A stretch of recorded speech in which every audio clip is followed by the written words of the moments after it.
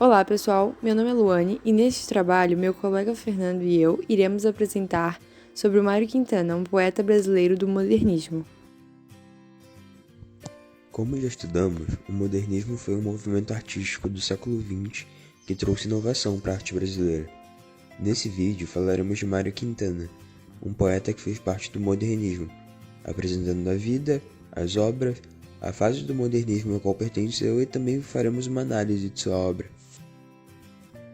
Mário de Miranda Quintana nasceu no dia 30 de julho de 1906 no Rio Grande do Sul, em Alegrete.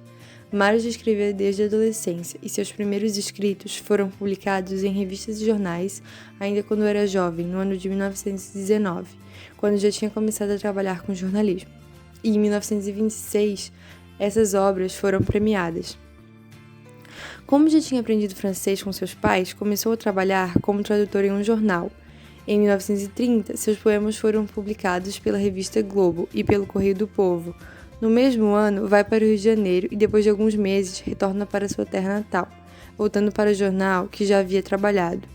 No ano de 1934, teve seu primeiro livro traduzido, chamado Palavras e Sangue.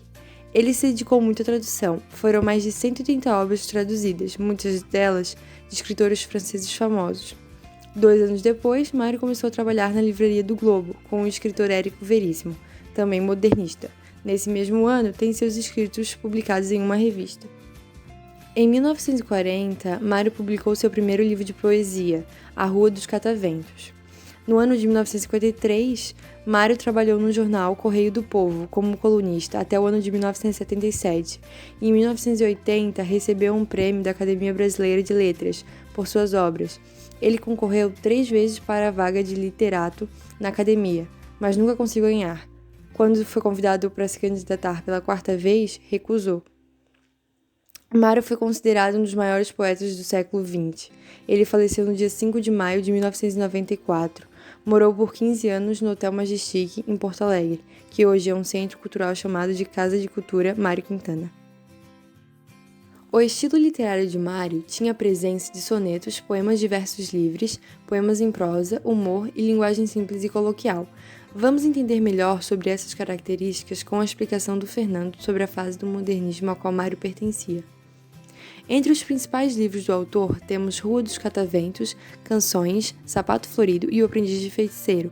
Mário também escreveu alguns livros infantis, como Batalhão das Letras, Pé de Pilão e Lili Inventa o Mundo, e muitos poemas também, como Deixe-me Seguir para o Mar, Matinal e 666. A segunda fase do modernismo corresponde ao período de 1930 a 1945 e se trata de um período de consolidação dos novos ideais modernistas, apresentados na Semana de 22. A geração de 30 foi uma época de maturação, devido à concretização dos ideais modernistas, apresentados anteriormente, e ocorreu numa época bastante conturbada da história, devido à crise de 29 que aconteceu um ano antes do início nos Estados Unidos, que resultou no início de vários governos totalitários, e depois disso a Segunda Guerra Mundial.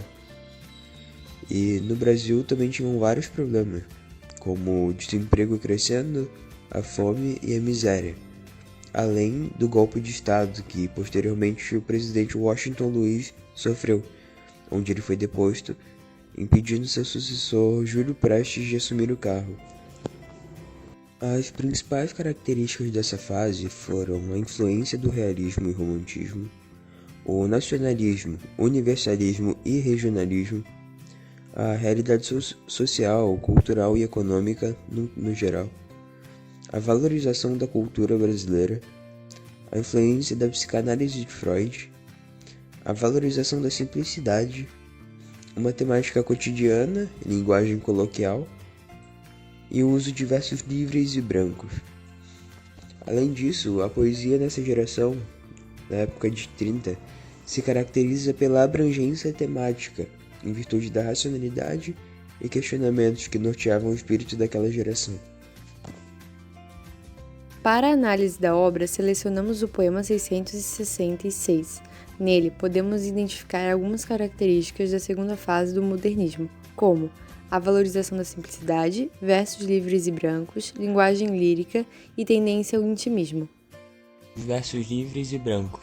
Ou seja, versos livres são versos que não seguem nenhum padrão métrico. São versos com diversas quantidades de sílabas diferentes e que não seguem um padrão. E já os versos brancos são versos que não possuem rima. E a gente consegue ver isso que, apesar de ter uma certa musicalidade nesse poema, os versos não têm rima. E também, como já é clássico do autor, a gente consegue ver a valorização da simplicidade. O Mário Quintana é muito conhecido como o poeta das coisas simples. E o poema dele, apesar de ter algumas figuras de linguagem, é um poema que consegue ser muito facilmente compreendido. Qualquer pessoa consegue pegar a mensagem que ele está tentando passar. E isso era muito característico das obras dele. Há também a presença de linguagem lírica.